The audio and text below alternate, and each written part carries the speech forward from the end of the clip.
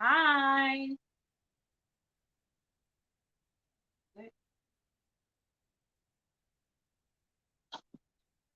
Hi, welcome back to another episode of Let the Kids Play podcast. It's your host, Nayetta, your kids only activity guide. Thank you all for joining me for another week on this podcast. It's been fun. I'm sorry, I forgot to take my glasses because I know it's glaring, so I apologize. But it's been fun coming to you all every week, giving you information on how to get your kids into the play based activities, have them learning while having fun, giving you a mom moment.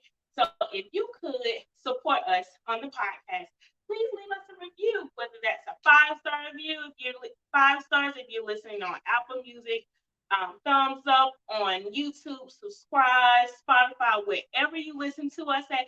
Please leave us a review and let us know how we're doing to give us some feedback so that we can continue bringing you all information, things that you can use at home with your little one.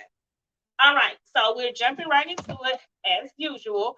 I have my notes and with my glasses being off, they'll be a little close to my face, but you all understand as long as I give you all the information, that's what's important. All right, so the 6 ways we can introduce patterns to your little ones at home, because patterns is really the first introduction to math and arithmetic. So you have your numbers and things like that, but patterns are very important because not only is it a life skill, like I said, it's a math skill. So I have my notes here, but what just popped in the top of my brain was the first way that you can introduce your toddlers or little ones to patterns is with sorting their socks.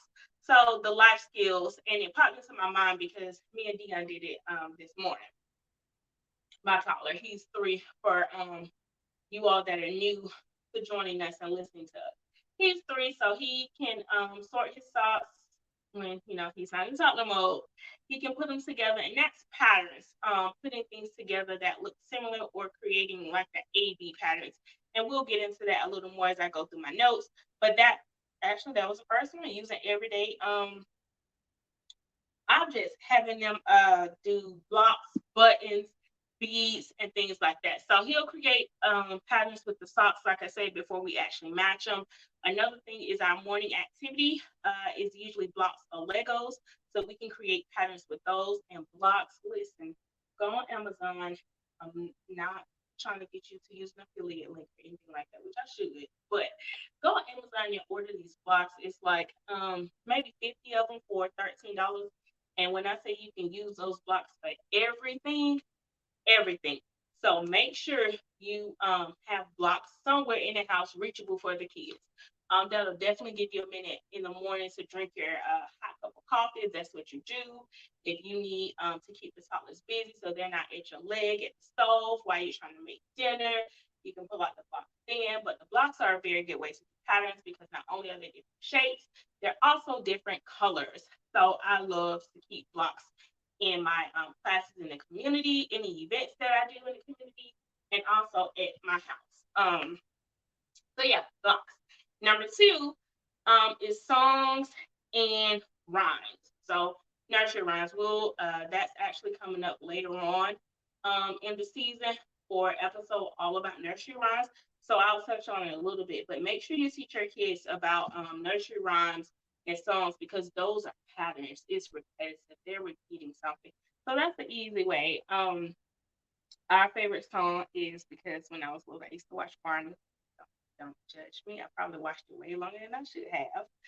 But we sing Barney. So not only is it helping with language development, the songs and nursery rhymes, it's also helping them with memorizing things, the repetition of hearing things and creating that like pattern because it loops around when you're singing certain things. So singing and doing nursery rhymes is a big key um, for patterns and building those skills. Another one is games. So the blocks again, simple games like matching and sorting. You can use laundry, you can use blocks, you can use silverware, you can use spoon, like I said, silverware or plastic spoons or forks. You can use bottle caps. You can use almost anything to do matching and sorting with a toddler. You can use boxes because they little boxes. Just don't make it complicated. Like it's easy to incorporate these core skills.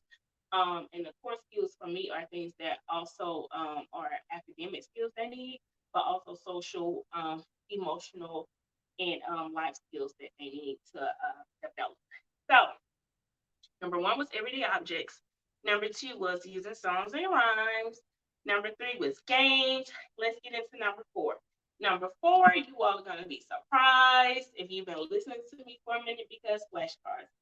As I've told you before, I do use flashcards. However, they are not the center of learning for us. But flashcards are good because it can show them different things if you don't have those hands-on things, and you can make them hands-on, especially if you make your own flashcards. But yes, flashcards are another way to introduce patterns to help them recognize and work on the patterns as well.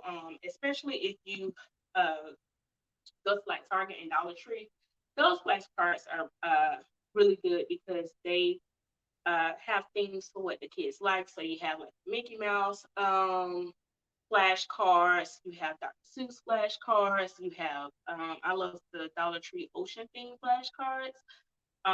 So yeah, so flashcards for matching and sorting and creating patterns as well. And number five is directly for you, parents, moms, dads, caregivers, whoever you are listening to this with a little one in your life. You need to be patient with them and make it fun. I'll say it again. Be patient with them and make it fun. Learning should be fun. Kids should not, well, they might cry, you know, they're little ones.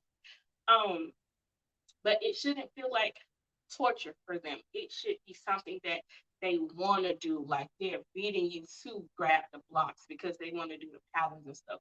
So we know that it's patterns and things like that that we're trying to develop their skills, but for them it's playing, and we want to keep it that way for as long as we can. Because when elementary school and all that stuff, they start testing, they get stress, anxiety from it. It's just so much. So let these kids play, let them play, let them play, let them play. Be patient with them. Understand that we are learning from play, and also make it fun. Always make learning fun. All right, so that's my quick episode for you all today. The 6 things to introduce patterns at home, regardless of how old your child is. And that's all we have. Bye.